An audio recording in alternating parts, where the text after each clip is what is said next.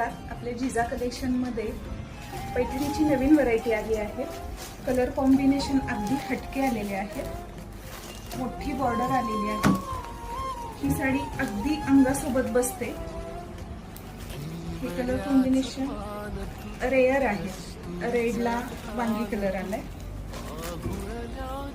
bottle ग्रीनला जांभळा आलाय, navy ब्ल्यूला राणी colour combination आलंय आणि हे बॉटल ग्रीनला पुन्हा